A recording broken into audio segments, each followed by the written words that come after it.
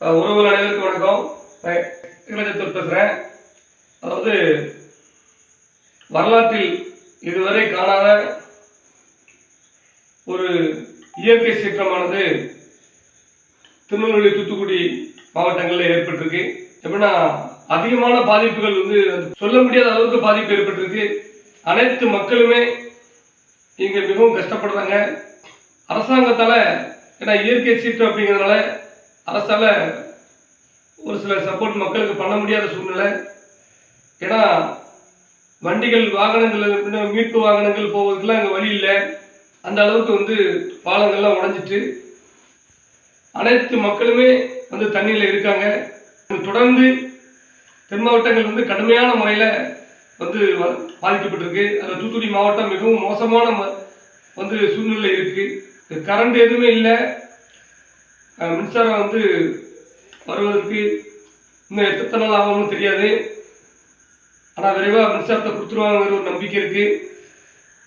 மக்கள் இயல்பு நிலைக்கு திரும்புவதற்கு அரசாங்கம் கடுமையான போர்க்கால நடவடிக்கைகள் எடுக்க வேண்டும்.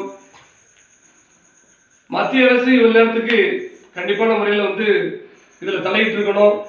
எப்படின்னா இது மிகப்பெரிய ஒரு பேரிழப்பு. ஆடுகள், மாடுகள் ஏகப்பட்டது இறந்திருக்கு. அந்த சைடு நம்ம சிறுவைகுண்டம் சைட்லாம் அனைத்து கிராமங்களுமே மூழ்கி இருக்கு.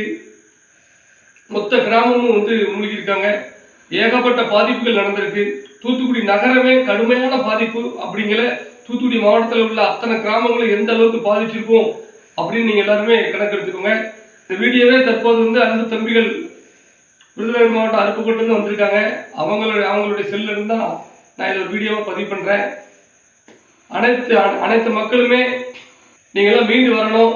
எல்லாரும் இந்த நேரத்தில் ஒற்றுமையோடு இருங்க. இந்த நேரத்தில் நீங்கள் ஒற்றுமையோடு இருந்தால் மட்டும்தான் உங்களை நீங்கள் மீட்க முடியும். ஏற்கனவே வீடியோ பதிவு பண்ணியிருந்தேன். இது மிகப்பெரிய ஒரு அழிவை ஏற்படுத்துன்னு சொல்லியிருந்தேன்.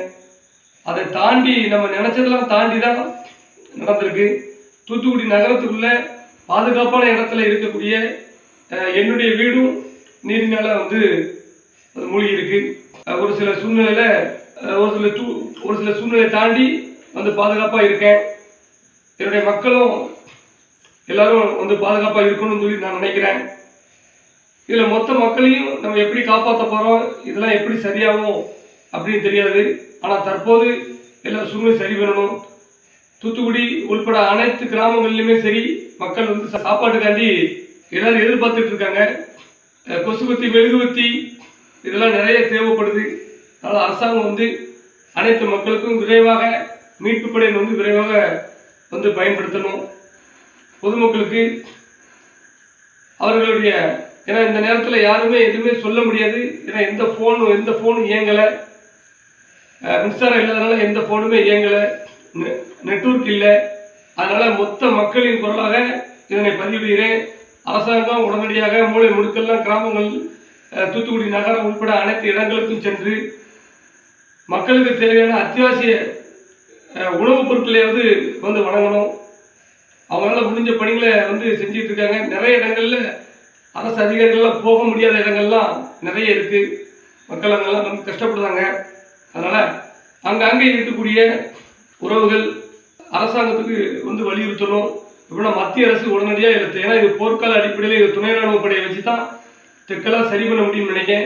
அந்த அளவுக்கு மிகப்பெரிய ஒரு பாதிப்பு ஏற்பட்டிருக்கு. பல்வேறு ஊர்களில் உயிர் பலி ஏற்பட்டிருக்குன்னு சொல்கிறாங்க. அதெல்லாம் இவங்க வந்ததுக்கு அப்புறம் தான் எங்களுக்கே தெரியும். ஏன்னா இந்த மாவட்டத்தை தாண்டி என்ன நடக்குங்கிறது தூத்துக்குடியில் இருக்க எங்கள் யாருக்குமே தெரியல. அதை நினச்சி மிகவும் வேதனையாக இருக்குது. அனைத்து மக்களும் என்ன செய்தாங்களோ அப்படிங்கிற ஒரு கவலையும் இருக்குது. அதனால் அரசாங்கத்தின் மீது முழு நம்பிக்கை இருக்குது. எங்களையும் ஒட்டுமொத்த மக்களையும் அனைத்து கிராமங்களையும் அது விரைவில் மீட்டெடுப்பாங்க அப்படிங்கிற ஒரு நம்பிக்கை எங்களுக்கு இருக்குது. இந்த நேரத்தில் வியாபாரிகளுக்கு நான் சொல்லக்கூடிய ஒன்றே ஒன்று தான். இந்த நேரத்தில் அதாவது எப்படின்னா ஆண்டாண்ட காலமாக உங்களை வாழ வச்ச இந்த மக்கள் இன்னைக்கு பாலுக்கும் இன்னைக்கு கொசுபத்தியிலிருந்து இன்னைக்கு தண்ணிக்கும் கஷ்டப்படுறாங்க. ஆனால் இந்த நேரத்தை பயன்படுத்தி லட்சமாக கோடி அடிக்கிறதுக்காண்டி வியாபாரிகள் எல்லா வியாபாரிகளையும் சொல்லலை, குறிப்பிட்ட ஒரு சில வியாபாரிகள் மக்கள்கிட்ட கொள்ளையடிக்கணுங்கிற நோக்கத்தில் பால் பாக்கெட்ல இருந்து அவங்களுடைய அத்தாச பொருளை ட்ரிபிள் மடங்காக விற்காங்க. உதாரணத்துக்கு ஒரு பால் பாக்கெட்டு 20 ரூபா அப்படின்னா 100 ரூபா 150 ரூபா வரைக்கும் வந்து விற்காங்க. மொத்தத்தில் மனசாட்சியோடு நடந்துக்குங்க. இந்த வெள்ளம், இந்த இயற்கை இந்த அளவுக்கு அழிய காரணமே இந்த மாதிரி மனிதாபிமானம் இல்லாத மனிதர்களால் தான். அதனால் வியாபாரிகளை நான் வன்மையாக கண்டிக்கிறேன். இந்த மாதிரி அநியாயமாக இந்த நேரத்தில் மக்களோட அந்த கஷ்டத்தை பயன்படுத்தி, அந்த துன்பத்தை பயன்படுத்தி நீங்கள் சம்பாதிக்க பார்க்கிய, இது வன்மையாக கண்டிக்கத்தக்கது. அரசாங்கம் இதுக்கு ஒரு நடவடிக்கை கண்டிப்பான முறையில் எடுக்கணுங்கிறது என்னுடைய தாழ்மையான ஒரு வேண்டுகோள். நிறைய மக்கள் சாப்பாட்டுக்கும் தண்ணிக்கும் பிஸ்கட்டுக்கும் அலையும் போது இதை பார்த்துட்டு ரொம்ப மனசு கஷ்டமாக இருக்குது. இது மாதிரி ஒரு நிகழ்வை நான் வாழ்க்கையில் பார்த்ததில்லை. அதனால் அரசாங்கம் எங்கள் மக்களை எல்லாத்தையுமே இந்த மக்களை மீட்கும், இந்த மண்ணை சேர்ந்த மக்களை மீட்குங்கிற நம்பிக்கை எங்களுக்கு இருக்குது. அதனால் மத்திய அரசு இதில் தலையிட்டு உடனடியாக நடவடிக்கை எடுக்க வேண்டும் என்று மிகவும் தாழ்மையோடு கேட்டுக்கொள்கிறேன். நன்றி.